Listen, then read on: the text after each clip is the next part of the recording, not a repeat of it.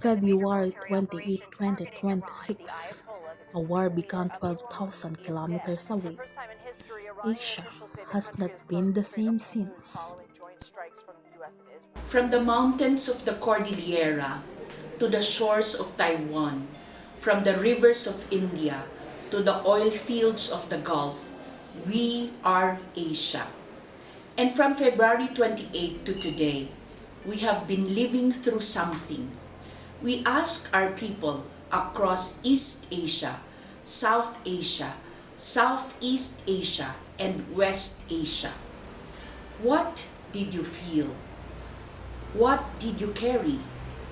What do you want the world to know?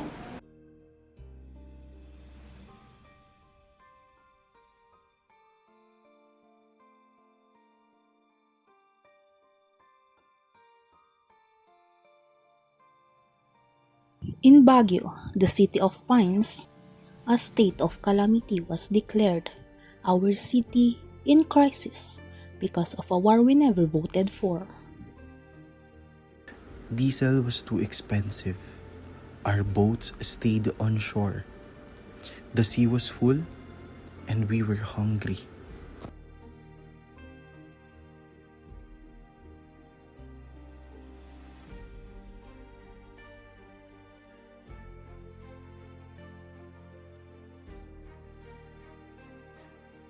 Four South Korean airlines entered emergency management at the same time.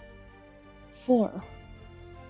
We did not crash, but we are running on borrowed time and borrowed fuel. The Korea Composite Stock Price Index fell more than 12% in a single day on March 4, the largest single-day decline in the history of our stock market. Not from our own war, but from a war 6,000 kilometers away. Our government launched a $7.1 billion stimulus package. Our currency hit 7-year lows. We declined President Trump's request to military escort tankers through Hormuz because Korea does not want more war. Suffering has causes, and causes can be changed.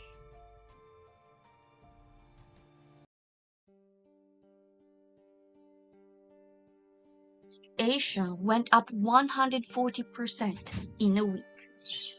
Taiwan makes the chips that power the world. But our factories run on energy. And that energy run through a strait 12 kilometers wide. We came here to Puli, to this conference. While our LNG prices were still up 140%. We chose to keep talking because that is what universities are for.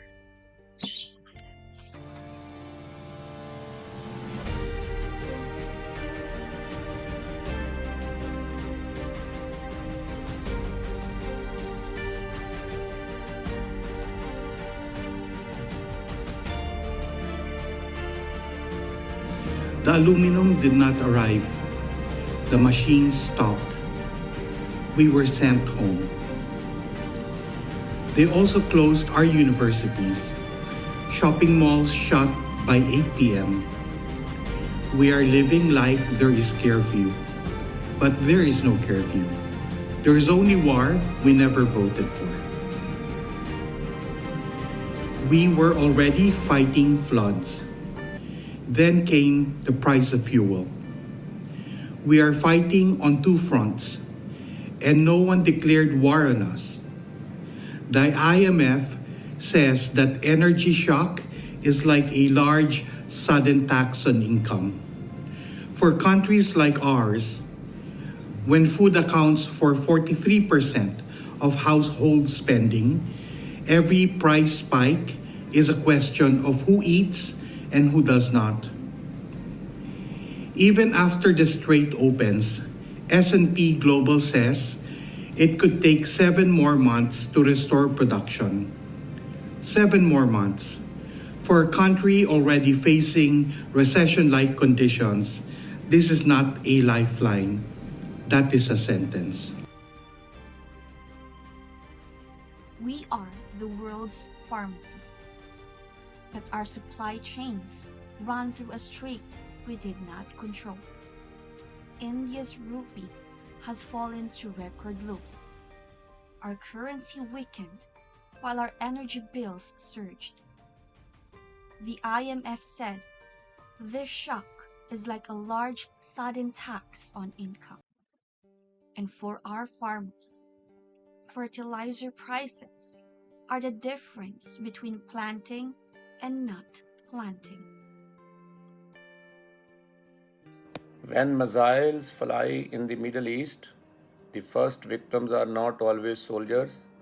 Sometimes they are patients in hospital beds, children in incubators, families waiting for medicine. If the Strait of Hormuz closes during the Iran-Israel-USA conflict, as it has been done already, the world is facing an oil crisis. It is facing a human crisis. Nearly 20% of global oil passes through this narrow route, and when oil stops, electricity becomes uncertain, hospital generators struggle, medication cold chains break down, food prices rise, transport freezes. From Pakistani perspective, this is not just a regional war, it is a warning to the entire global south. Countries already fighting inflation, poverty, and energy shortage will suffer the most. Wars between powerful states are never limited to borders. Their shock waves travel through fuel, food, medicine, and human survival itself. The world must understand closing the Strait of Hormuz for a longer time is not only about geopolitics, it is about whether ordinary people can still keep the lights on in an emergency room tomorrow. Peace is no longer an ideal, it is becoming a necessary for human survival. On March 24, the Philippines declared a state of national energy emergency. It was not because of a typhoon. It was because of a war in a country most of us had never visited and a strait most of us had only seen on map. And yet, Iran assured safe passage to our ships and our seafarers. On April 2, our government secured that guarantee. Even in the middle of a war, diplomacy found a door. The Philippine Institute for Development Studies says that 1.3 to 3.1 million Filipinos may fall into poverty because of this crisis. A country that was finally rising, hit by a war 12,000 kilometers away.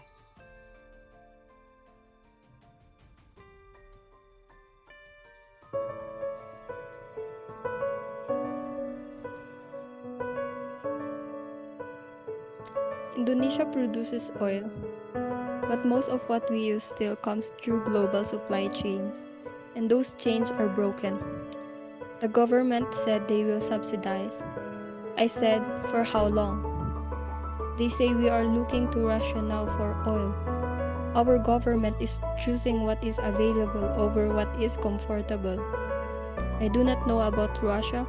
I know I cannot cook without gas.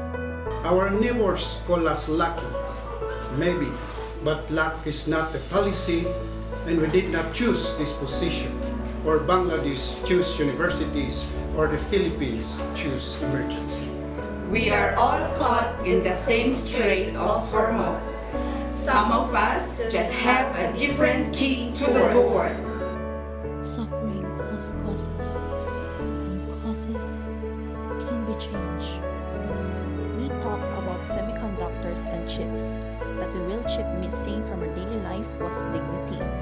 The dignity of a life not determined by weapons and warfare. Taiwan hosted this conference. At the same time, our LNG prices went up 140%. We chose to keep talking because that is what universities are for. When the fuel crisis hit, our supply chains fractured, but our digital payment networks helped. Small sellers shifted to digital wallets overnight. Technology did not solve the war, but it gave ordinary people one less thing to lose.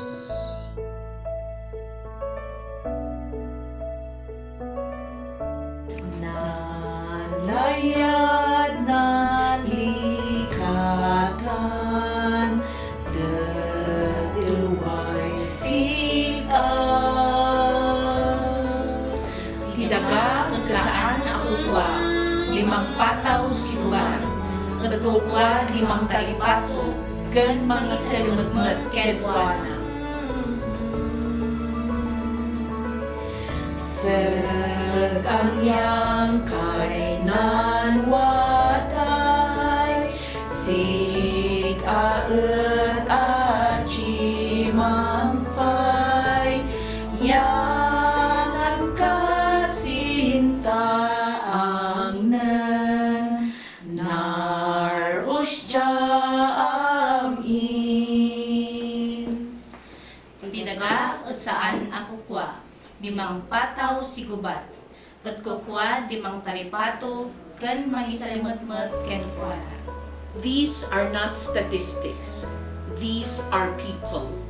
From East Asia, where stock markets recorded their largest single-day crashes in history, where airlines counted fuel and nations declined to go to war on someone else's behalf. From South Asia, where universities closed and did online classes instead, and workers went home because 12 kilometers of water decided their fate.